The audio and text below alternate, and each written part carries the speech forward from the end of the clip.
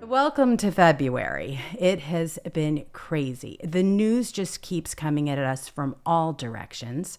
Last Saturday, we reviewed President Trump's amazing first week in office. Well, week 2 was a lot like week 1, only faster.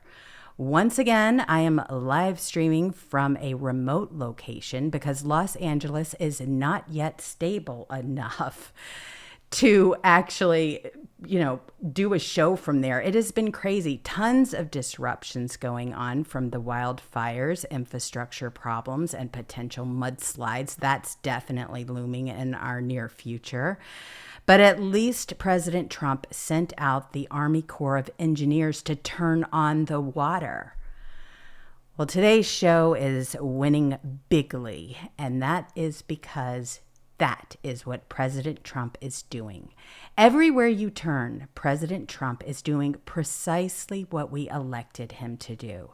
He is ending destructive Biden-era policies, implementing new America First policies, eliminating government waste, and beginning to dismantle the deep state. It is everything we hoped for and more, and it is so exciting to see.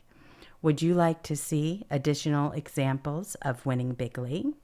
These are dribbling in so far slowly, but President Trump has 8 of his top-level nominees confirmed by the Senate.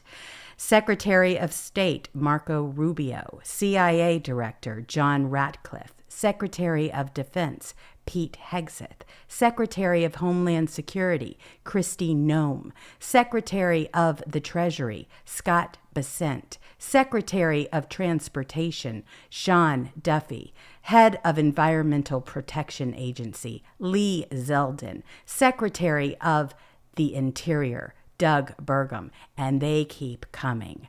Of course, confirmation of President Trump's nominees for some very big remaining positions are still in progress, and Democrats are doing all they can to slow things down.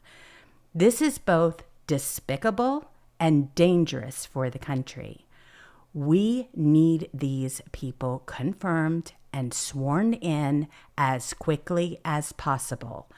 Attorney General Pam Bondi, FBI Director Kash Patel, Secretary of Health and Human Services Robert Kennedy Jr., Director of National Intelligence Tulsi Gabbard. Sometimes winning can occur in the form of watching your adversary self-destruct. And that is exactly what is happening at the Senate confirmation hearings. Democrats just don't get it.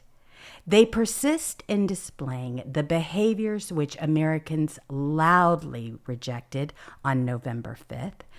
It is truly absurd to see Congress, with an approval rating of about 13%, adopt a high and mighty condescending attitude while trying to entrap highly qualified, knowledgeable, and successful people with gotcha questions and smears.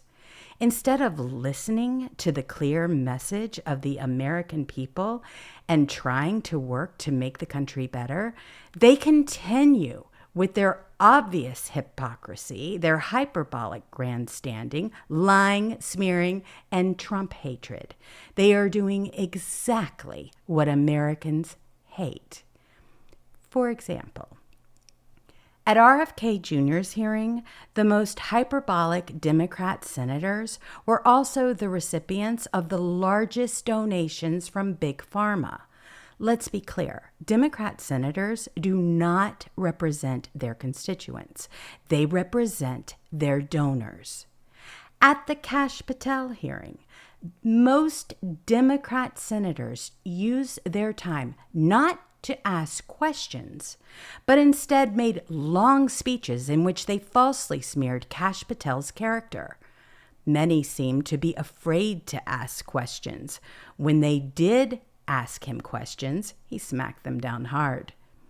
At the Tulsi Gabbard hearing, Tulsi Gabbard gave a phenomenal opening statement, clearly had enormous support, and identified with many specific examples of malfeasance in the intelligence community.